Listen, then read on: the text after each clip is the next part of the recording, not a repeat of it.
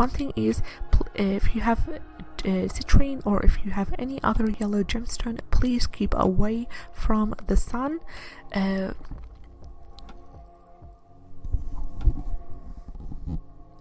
So natural citrine is a pale yellow quartz with a gentle sparkle and a lovely shine. True citrine tends to be light in color, and dark or yellow or orange citrine are also other examples of artificially heated amethyst or smoky quartz. So you gotta be careful if you're trying to live to attract abundance in our lives, whether in the form of financial abundance or in terms of relationships and improving relationships energetically.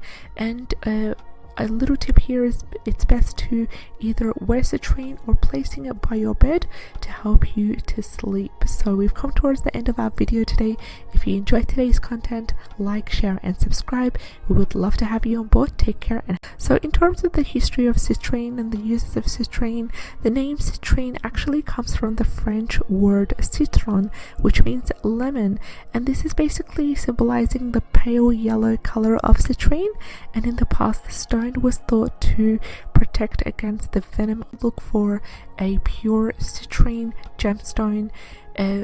Avoid the artificially heated amethyst or smoky quartz that are made to be like citrine, and these are the ones that have a dark yellow or orange color associated with them.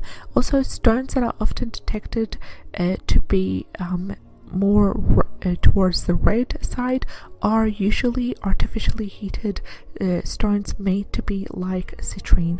And it's also very possible to get large pieces of citrine in crystal clusters and also other shapes as well. Space for you to be creative and to think.